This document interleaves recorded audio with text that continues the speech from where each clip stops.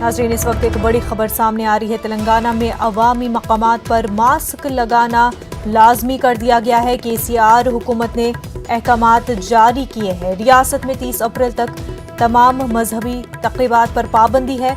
रेलों, जलसे जुलूसों और अवामी इज्तिमात पर भी पाबंदी लगाई दी गई है। कोरोना के बढ़ते केसों के पेश नज़र हुकूमत ने ये फैसला लिया है। कोरोना के केसेस लगातार बढ़ते ही जा रहे हैं और इसी के चलते हुकूमत ने फैसला लिया है, तेलंगाना की हुकूमत ने फैसला लिया है, अवामी मकामात पर मास्क लगाना लाजमी कर दिया गया है। केसीआर हुकूमत ने अहकामात जारी किए गए हैं।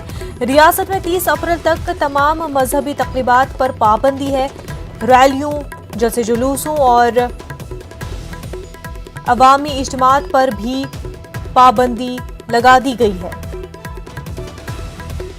इस वक्त एक और बड़ी खबर औरंगाबाद से सामने आ रही है। औरंगाबाद में 30 मार्च से 8 अप्रैल तक लॉकडाउन लगा दिया गया है। तमाम तिजारती सरगर्मियां बंद रहेंगी। तालीमी सरगर्मियां भी मुकम्मल तौर पर औरंगाबाद में बंद रहेंगी। होटल, मॉल्स और बाजार के अलावा आमदोरफ्त पर भी पाबंदी आयद रहेगी। सिर्फ पेट्रोल, डीजल, मेडिकल, किराना और इंडस्ट्रियल एरिया खुला रहेगा। 5 अफराद जमा होने पर कानूनी कार्रवाई की जाएगी। औरंगाबाद शहर में कोरोना की वबा पर काबू पाने के लिए लॉकडाउन लगा दिया गया है। 8 अप्रैल तक मामूलाती जिंदगी औरंगाबाद में ठप रहेगी। जिला कलेक्टर ने हुक्म जारी किया है। आपको बता दें, औरंगाबाद शहर में पहले से जुज़वी लॉकडाउन का अमल जारी है। शनिचर, इतवार को मुकम्मल लॉकडाउन चल रहा है। जुज़वी लॉकडाउन का ये तीसरा हफ्ता है। 30 मार्च से मुकम्मल लॉकडाउन औरंगाबाद में। औरंगाबाद के हवाले से अहम खबर।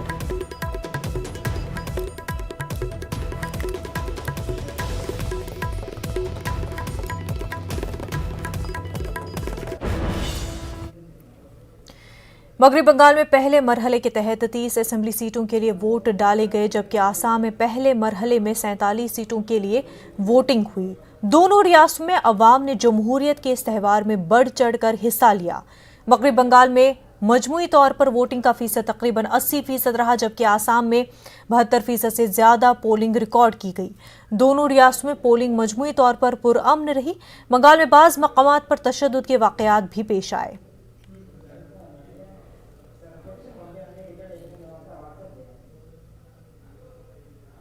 दारुल हुकूमत दिल्ली में शब बारात पर सड़कों पर हंगामा मचा नजर आता है। इस मौके पर दिल्ली पुलिस बड़ी तादाद में चालान भी काटती है, लेकिन मौजूदा हालात और कोरोना के बढ़ते केसों को देखते हुए मजहबी रहनुमाओं ने लोगों से मसाजिद और घरों में ही इबादत करने की अपील की है।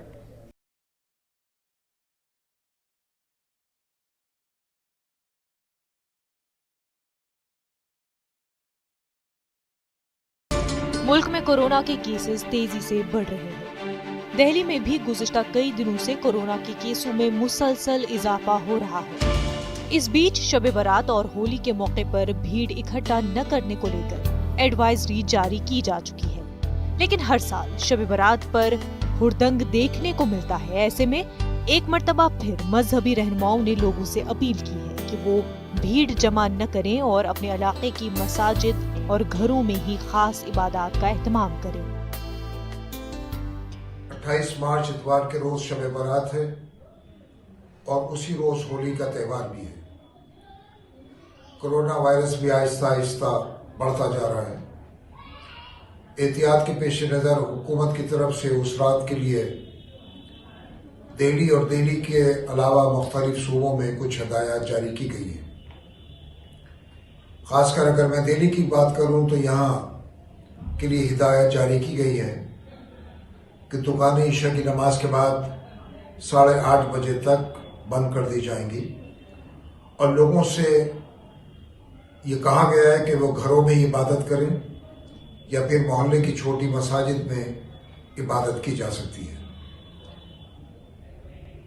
मेरी अपील है कि एहतियात के पेश नज़र सड़कों पर भीड़ भाड़ से गुरेज करें और शब बारात के रोज लोग घरों में या फिर मोहल्ले की मसाजिद में ही इबादत करें। सरकार की नई गाइडलाइन आई है आने वाले त्योहारों के लिए, जैसे शब बारात है, होली है या जो भी त्यौहार है, हमें उस पर अमल करना है और दुआ करनी है कि ये बीमारी ख़त्म हो, मस्जिदों में भी जमा ना हो, दरगाहों में, कब्रिस्तानों में भी जमा ना हो, बल्कि घर में इबादत करें। तो हमें इस महीने के अंदर बतौर ख़ास रोज़ा व दीगर इबादतों का अहतमाम करना चाहिए। जहाँ तक रहा मसला आतिशबाजी का, इसी तरीके से रोड पे निकलने का, कब्रिस्तानों में जाने का, लाइटिंग का, इन सारी चीज़ों के ताल्लुक़ से मैं बतौर ख़ास नौजवानों से ये अपील करना चाहूँगा कि इस कोविड के दौर में इससे बचें। और हुकूमत ने जो गाइडलाइन जारी की है, ख़ास तौर पर सोशल डिस्टेंसिंग के लिए, मास्क के लिए, सैनिटाइज़र के लिए, तो हमें उन सब चीज़ों का ख्याल रखना चाहिए। शब बारात पर मुसलमान बड़ी तादाद में मसाजिद में नमाज अदा करते हैं और कब्रिस्तान जाकर फातिहा खानी करते हैं, लेकिन कुछ ओबाश किस्म के नौजवान सड़कों पर शोर शराबा और बाइक स्टंट करते नजर आते हैं। वहीं मुस्लिम दानिश्वरों का कहना है कि इस्लाम में इस किस्म की बेहुदा हरकत के लिए कोई जगह नहीं है। अपील की गई कि अब शब बारात में ठीक है, लोग रात में जागते हैं, इबादत करते हैं, कब्रिस्तान जाते हैं, आप ये सब कीजिए, लेकिन लो प्रोफाइल कीजिए, लो प्रोफाइल रहिए ये एकदम। और बहुत सारे शब बारात के नाम पर जो बहुत सारे ऐसे नाजायज़ काम होते हैं, उसकी कोई गुंजाइश शरीयत में नहीं है। बाइकर का तरीक़ा है, रातों में पटाखे छोड़ने की बात है या बताशे वगैरह, ये सब चीज़ों की कोई गुंजाइश नहीं है। लोगों से अपील की जा रही है कि वो मसाजिद में भी बड़ी तादाद में जमा न हो और कोरोना से बचने और दूसरों को बचाने के लिए गाइडलाइंस पर सख्ती से अमल करें। पिछले कुछ दिनों में मुल्क में कोरोना की रफ्तार काफ़ी तेज़ हुई है। 60,000 से ज़्यादा केस रोज़ाना आने लगे हैं। यही वजह है कि दिल्ली में होली पर भी लोगों से कहा गया है कि वो अपने घरों में ही होली मनाएं। इसलिए शब बारात पर लोगों को चाहिए कि वो अपने घरों में रहें और मस्जिदों तक ही अपनी इबादत को महदूद रखें। कैमरामैन विपिन के साथ खुर्रम शहजाद, न्यूज़ 18 दिल्ली। मेरठ के उलमा ने भी शब बारात की इबादत और एहतियात को लेकर लोगों से अपील की है। उलमाए किराम का कहना है कि इस्लाम में शब बारात जैसे ख़ास दिनों की इबादतों की फजीलत सवाब हासिल करने और अमाल को बेहतर करने से है, न कि त्यौहार के तौर पर मनाए जाने से। शब बारात के रोज़ आतिशबाजी, बाइक स्टंट करने और कब्रिस्तानों में मेला लगाने को उलमा ने गैर इस्लामी करार दिया और लोगों से अपील की कि वो इससे इज्तनाब करें। क्योंकि इबादत की रात है, इसलिए मेरी दरख्वास्त है कि सब लोग इस रात में ज़्यादा से ज़्यादा इबादतें करें, नमाज़ें पढ़ें, दुआएं करें, मस्जिदों में जाएं। दूसरी चीज़ ये है क्योंकि इस रात को कब्रिस्तान भी हजूर अकरम सल्लल्लाहु अलैहि वसल्लम गए हैं, उसके तहत लोग कब्रिस्तान जाते हैं। लेकिन आजकल नौजवान बच्चे जो मोटरसाइकिल से जाकर स्टंट करते हैं, ये बहुत गलत है, इससे हमारी बदनामी भी होती है।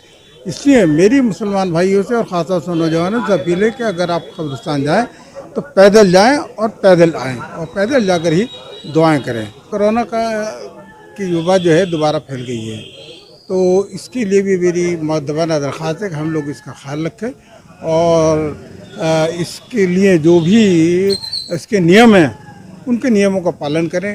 अल्लाह हमको तौफीक दे दे कि हम इस रात के अंदर, मुबारक रात में, हम गरीबों की मदद भी करें, अपना ज़रूरतमंदों की मदद करें जैसे हमेशा करते आए हैं। किसी तरह से हुड़दंगबाजी ना हो, कहीं मजमा इकट्ठा ना हो, सोशल डिस्टेंसिंग का ख्याल रखा जाए, आपस में मास्क का इस्तेमाल किया जाए। हमेशा इसका ख्याल पेश नज़र रहे कि कोरोना वायरस जो है उससे हमारा मुल्क और हम महफूज रहें। अल्लाह हम सबको। शब बारात के मौके पर यूपी कब्रिस्तान इंतज़ामिया कमेटी ने ज़ायरीन के लिए खुसूसी गाइडलाइन जारी की है। कब्रिस्तान इंतज़ामिया कमेटी ने ज़ियारत क़बूर के लिए कब्रिस्तान आने वाले अफराद से अपील की है कि पुलिस इंतज़ामिया की तरफ से तय करदा रास्तों से ही ज़ियारत के लिए कब्रिस्तान आएँ।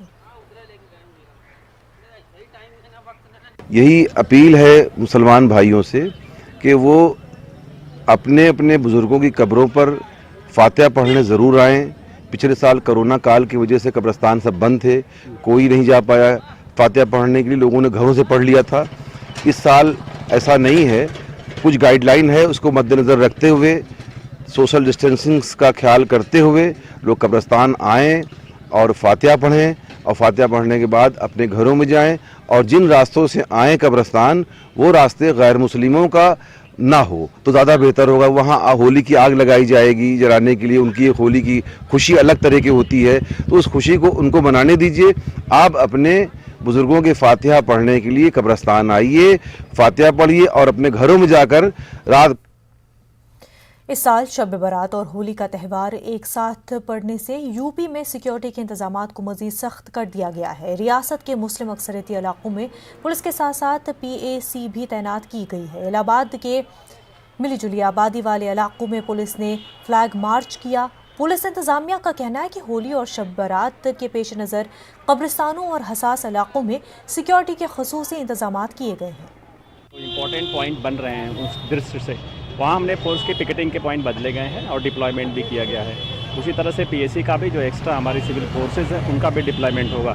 यद्यपि इसको लेके हमारी कई पीस कमेटी की मीटिंग हुई है और हर होलिका और जो कब्रिस्तान है उनके आयोजकों के साथ मीटिंग हुई है और उनकी एक कमेटी बना दी गई है, जिससे कि वो वहाँ पे जिम्मेदार लोग खुद मौजूद रहेंगे पुलिस बल के साथ। और ऐसे भी पहले कई बार हुआ है कि हमारे त्यौहार साथ पड़े हैं तो लोगों ने सकुशल संपन्न किया और ये त्यौहार भी दोनों हम लोग हर्षोल्लास के साथ मनाएंगे। और हमारी जहाँ तक फोर्स है आज उसी को ध्यान में रखते हुए जो पैदल मार्च की गई है, फ्लैग मार्च किया गया है, ताकि लोगों में एक सुरक्षा का भाव डेवलप हो और लोगों ने इसको सकारात्मक तरीके से लिया दोनों त्योहारों के साथ। महाराष्ट्र में कोरोना के मरीजों की तादाद बढ़ती ही जा रही है। इसको देखते हुए मालेगांव पुलिस इंतजामिया ने लोगों से अपील की कि वो अपने घरों या इलाके की मसाजिद में इबादत करें, कब्रिस्तान का रुख न करें। कल शाम से शहर के सभी कब्रिस्तानों के सदर दरवाजे बंद कर दिए जाएंगे। इस गाइडलाइन के जरिए अभी आने वाली शब बारात के रात को जो दुआ फातिहा खानी करते हैं हर साल हम, तो इस साल भी वैसे ही दुआ फातिहा खानी जो करनी है वो अपने अपने घरों में ही करे, कोई भी कब्रिस्तान की ओर रुख ना करे। जो गवर्नमेंट की गाइडलाइन है शाम 7 बजे से सुबह 7 बजे तक संचारबंदी कर्फ्यू का आदेश है, इसका पालन हम सभी को करना है और अपने अपने घरों में ही दुआ फातिहा। कानपुर के शहर काजी ने लोगों से अपील की है कि वो शब बारात के मौके पर कोरोना गाइडलाइंस का ख्याल रखें और इस पर अमल करें। शहर काजी ने इस सिलसिले में एक गाइडलाइन जारी की है। साथ ही किसी तरह की दिक्कत पेश आने पर हेल्पलाइन नंबर पर राब्ता करके मशवरा करने के लिए नंबर जारी किया गया है। ये हमने शब बारात और होली के त्योहारों को एक साथ पढ़ने के मौके पर हमने गाइडलाइन जारी करी है कि दोनों त्यौहार एक साथ हैं ताकि अमन भी बरकरार रहे और किसी किस्म की शहर में कोई बदअमनी ना पैदा हो सके।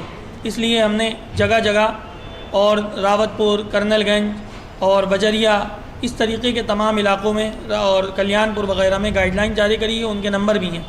जो कोई अगर कुछ ऐसा अल्लाह ना करे कोई ऐसी बात हो तो उन नंबरों पर रब्ता करें। अव्वलन पहली बात ये है कि कब्रिस्तान जो लोग जाते हैं वो अपने घर के जो कब्रिस्तान है या अपने अतराफ़ के जो कब्रिस्तान है उसी में ही जाएं ताकि वापसी अपने घर तक वापसी हो सके जल्द से जल्द। वापसी हो करके रास्तों में घूमें नहीं, रास्तों में खड़े होकर के बातें ना करें, क्योंकि ये इबादत की रात है। इबादत की रात का मतलब अल्लाह को मनाने वाली रात है और अपने गुनाहों का नजराना पेश करके अपने गुनाहों को माफ़ करवा करके खुदा को राज़ी करने वाली रात है। सुबह में फजर की नमाज़ पढ़ें, नमाज़ पढ़ करके सहरी करके रोज़ा रखें और साथ साथ रास्तों में किसी तरीके की कोई ऐसी हरकत ना करें कि जिससे जो है। महाराष्ट्र में कोरोना वायरस के बढ़ते हुए केसों के पेश नज़र हुकूमत ने रियासी सतह पर नाइट कर्फ्यू नाफिज करने का ऐलान किया है। कल शब बारात भी है। इसी के पेश नज़र उलमा ने अवाम से इंतजामिया के फैसले पर अमल दरामद करने की अपील की है। इसी के साथ मुंबई शहर के मारूफ आस्थाने माहिम अली दरगाह और हाजी अली दरगाह कल रात 10 बजे तक ही अवाम के लिए खुले रहेंगे। नांदेड़ में कोरोना की वजह से हलाक होने वाले अफराद की तादाद में गैर मामूली इजाफा देखने को मिल रहा है। गुज़िश्ता रोज़ 75 अफराद हलाक हुए थे, जबकि आज भी 73 अफराद की मौत कोरोना की वजह से हुई है। कोरोना की वजह से हलाक होने वाले अफराद की आखिरी रस्मात की अदायगी के लिए म्युनिसिपल कॉरपोरेशन के सफाई मुलाजमीन की मदद हासिल की जा रही है। PPE किट पहनाकर उनसे ये काम लिया जा रहा है। साथ में मैयत के रिश्तेदारों में से किसी एक शख्स को साथ रहने की इजाज़त दी गई है। 2 दिन कबल तो सूरत हाल इस हद तक ख़राब हो चुकी थी कि महलूकीन की तादाद ज़्यादा होने की वजह से लाशों को वेटिंग पर रखा जा रहा था। लेकिन अब इस मसले के हल के लिए शहरी और दिही मकामात के लिए शमशान भूमि के इंतजामात को अलग किया जा रहा है। कल 26 तारीख को अपने पास 20 डेड बॉडी का यहाँ पे अंतिम संस्कार हुआ था। कुछ उसमें से कुछ अपन यहाँ पे गोवर्धन घाट यहाँ पे किए थे, कुछ सिडकों में किए थे और 1-2 बॉडीज अपन वो सनी घाट पे भी किए थे, नाव घाट पे। जिस प्रकार से कोविड-19 के डेड बॉडीज का जो प्रोटोकॉल है उसमें उनके जो रिलेटिव होता है उनका एनओसी इम्पोर्टेंट होता है कि आप इनका अंतिम संस्कार कोविड प्रोटोकॉल के हिसाब से कीजिए। जब तक उनका एनओसी प्राप्त होता है उससे अपन एक एम्बुलेंस में 2 या 3 बॉडी ऐसे लाकर अपन यहाँ पे गोवर्धन घाट को अंतिम संस्कार करते हैं। तो जितने जल्दी उनका एनओसी प्राप्त होगा उतने जल्दी उनका डेड बॉडी का डिस्पोजल हो जाए। वक्त हो गया एक छोटे से ब्रेक का। नेटवर्क 18 ला रहा है इस दौर की सबसे बड़ी खबर, कोरोना से सबसे बड़ी जंग। आयशा की खुदकुशी करने का मामला सामने आने के बाद all India Muslim personal law board ने जहेज न लेने और निकाह को आसान करने को लेकर 10 दिनों की मुल्कीर मुहिम शुरू की है। 6 अप्रैल तक चलने वाली इस मुहिम के तहत कई तरह के प्रोग्राम होने हैं। इस पूरे मुद्दे पर बोर्ड के रुकन कासिम रसूल इलियास ने न्यूज़ 18 उर्दू से बात करते हुए कहा कि ये निकाह को आसान बनाने की मुहिम है। गुजरात के अहमदाबाद की आयशा की खुदकुशी के बाद मुस्लिम समाज में ये बहस तेज़ हो गई थी कि निकाह को किस तरीके से आसान किया जाए। All India Muslim personal law board ने इस पूरे मामले को लेकर 10 रोज़ा कैंपेन शुरू किया है। हमारे साथ मौजूद हैं डॉक्टर कासिम रसूल इलियास साहब। ये जो इनिशिएट किया है आप लोगों ने, कितना ज़रूरी हो गया था और बोर्ड इस सिलसिले में आगे और कुछ क्या प्लान कर रहा है? देखिए, all India Muslim personal law board की एक अहम काम इस्लाह माशरा है और इस्लाह माशरा काम एक लगातार चलता है समाज में। पिछले कई दिनों से मुख्तलिफ किस्म के वाक़यात के नतीजे में इस्लाह माशरा काम मध्यम पड़ गया था। इस वाक़े ने, ये जो ख़ुदकशी का वाक़या हुआ है, पूरे मुल्क को दहला दिया और ख़ास तौर से मुसलमानों को इसलिए भी दहला दिया कि मुस्लिम समाज में इस तरह के वाक़यात बहुत कम होते हैं। ये वाक़े ने एक अंदर से पूरे समाज को झोड़ कर रख दिया और हमने महसूस किया कि जब तक कि हम कोई हंगामी तौर पे मुल्कीर सतह पर ये मुहिम नहीं चलाएंगे और मुसलमानों को मुख्तलिफ़ तरीक़ों से एड्रेस नहीं करेंगे, उनको बताएंगे कि ये जो हम निकाह के नाम पर जो फजूलियात करते हैं, जो जाहिली रस्में करते हैं, जो पैसा खर्च करते हैं और जहेज़ के सिलसिले में जो कुछ होता है, वो चीज़ें सब गलत हैं, वो नहीं। कोरोना के बढ़ते कहर के बीच आज रात 9 बजे से राजधानी भोपाल के साथ मध्य प्रदेश के 12 शहरों में पीर की सुबह 6 बजे तक के लिए मुकम्मल लॉकडाउन का निफाज कर दिया जाएगा। इतवार के दिन मुकम्मल लॉकडाउन होने और शब बारात के सबब मुस्लिम समाजी तंजीमें तशवीश में मुब्तला है कि उन्हें घरों से कब्रिस्तान तक आने का मौका कैसे मिलेगा। हालांकि भोपाल के कब्रिस्तानों में आज दिन भर मुस्लिम समाजी तंजीमों के साथ अवामी सतह पर सफाई का काम किया गया है। मुस्लिम समाजी तंजीमें चाहती हैं कि त्योहारों के मौके पर हुकूमत के जरिए इतनी तो छूट दी जाए कि लोग इबादत कर सकें और कब्रिस्तानों में जाकर मरहुमीन के लिए दुआए मग़फ़िरत कर सकें। कोरोना कहर, शब बारात और होली के मौके पर हुकूमत की पाबंदी को लेकर हमारे नुमाइंदे ने समाजी तंजीमों के जिम्मेदारान से खास बातचीत की। मध्य प्रदेश सरकार ने कोरोना के बढ़ते मामलों को देखते हुए राजधानी भोपाल, इंदौर, जबलपुर में पहले रात का कर्फ्यू नाफिज किया था, लेकिन अब मध्य प्रदेश के 12 ज़िलों में हो गया है। लेकिन इसके साथ साथ खास बात यह है कि सरकार ने राजधानी भोपाल और दूसरे शहरों में रात का कर्फ्यू जो नाफिज किया है, राजधानी भोपाल में आज रात 9 बजे से ही लॉकडाउन शुरू हो जाएगा और ये 3 दिन बाद खुलेगा। अब सवाल ये है कि इसमें होली भी है और शब बारात का मौका भी है। इस वक्त हम ज़्यादा कब्रस्तान में, आइए यहाँ के लोगों से देखते हैं कि यहाँ पर एक बड़ी तादाद जो है यहाँ पर अपने बुजुर्गों के कब्रस्तान की जो है साफ़ सफाई के लिए आई है। कुछ जिम्मेदार भी हमारे साथ में है, आइए उनसे जानते हैं कि ये जो मौका है, कोरोना भी है और जो है आप लोगों पर किस तरह की पाबंदियां, क्या तैयारी की है? देखिए, ये जो लॉकडाउन का मसला आ रहा है,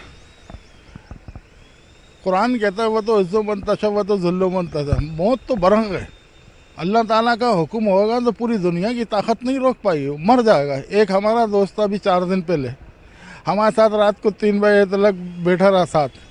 सुबह हमने कहा 10 बजे अपन बैठ के कार्यक्रम करवाना है, वो करना है, 9 बजे मर गया। अच्छा खासा आदमी, मौत को भी मौत है, अल्लाह ताला ने कहा है, तो हमें मौत से नहीं डरना चाहिए। अब ये जो लॉकडाउन की बात कर रहे हैं, ये लोग सब इस शहर के लिए, अपने वतन के लिए लोग दुआएं करेंगे, जो मर गए उनके लिए। लॉकडाउन कोई ज़रूरत नहीं है। हमारे मुख्यमंत्री चुनाव प्रचार में जा रहे हैं, वहाँ पर लॉकडाउन नहीं है। हमारे यहाँ पर लाल परेड प्रोग्राम ने एक अच्छी कल की उम्मीद बनाए रखी। बायजूस यंग जीनियस का पहला सीज़न इसी साल फरवरी में शुरू हुआ और हमने बड़े बड़ों को अपनी काबिलियत और जुनून से हैरान करने वाले 21 यंग जीनियस बच्चों से इस मुल्क को रूबरू कराया। ये बच्चे वाकई कमाल के हैं और उनकी बढ़ती चमक का जश्न मनाने के लिए म्यूजिशियन सलीम मर्चेंट के साथ मिलकर नेटवर्क 18 ने एक खास पेशकश को बनाया है।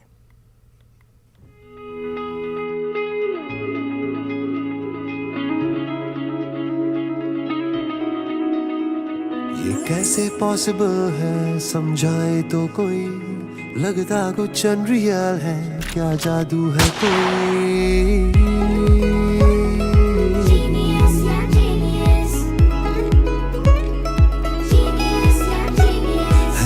तो छोटी बहुत पर काम है बड़े, आने वाले कल की उम्मीदों से हो तुम जुड़े, इस हुनर की होगी कदर, रुकेगा ना अब ये सफर, हमें नाज है तुम पे नाज है।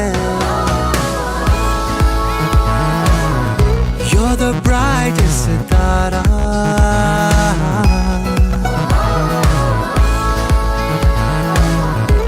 तुमसे है नूर सारा, जीनियस यंग जीनियस तुम बेमिसाल हो, छोटी सी एज में सीरियस सच में कमाल हो। You're the brightest सितारा,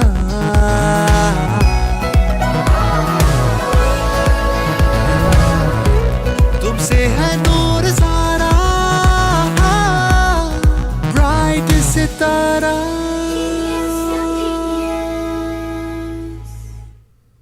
वज़ीर-ए-आज़म नरेंद्र मोदी का आत्मनिर्भर भारत का ऐलान मुल्क की मईशत के एक अहम मोड़ पर आया है। नेटवर्क 18 की पहल और ITC के जरिए पेश करदा इस खास पेशकश स्वाभिमान भारत में हम आपके लिए मुल्क भर से ऐसी कहानियां लाते हैं जो खुद कफील होने की बेहतरीन मिसाल है। इख्तराई और हुसूलियाबियों की एक ऐसी कहानियां जो दरअसल बताती है कि हम एक कौम की शक्ल में क्या पहचान रखते हैं। खेल की दुनिया की कहानियां जो लाखों हिंदुस्तानियों के लिए हौसला देने का काम करती है। उन्हीं में से एक कहानी है हिंदुस्तान खवातीन क्रिकेट टीम की।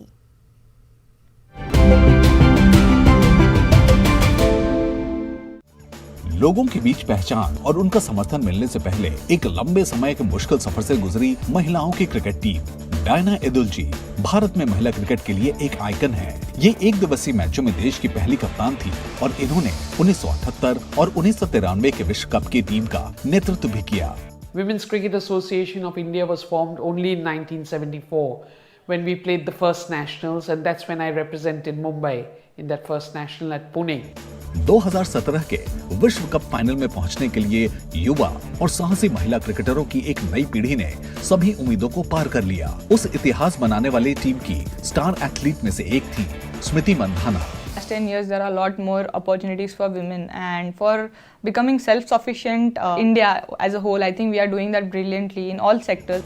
अगर स्मृति मंधाना इस खेल का वर्तमान है तो शेफाली वर्मा खेल का उज्जवल भविष्य कही जा सकती हैं। एक आक्रामक क्रिकेटर जो 15 साल की उम्र में भारत के लिए महिला T20 अंतर्राष्ट्रीय मैच में खेलने वाली सबसे कम उम्र की क्रिकेटर बनी। अगर हम मेहनत करेंगे तो वुमेन्स क्रिकेट अपने आप ग्रो हो सकती है शायद। अंतर्राष्ट्रीय मंच पर सफलता और देश में बड़ा नाम कर चुकी ये महिला क्रिकेटर स्वाभिमान भारत के लिए गर्व और प्रेरणा का एक बड़ा स्रोत है।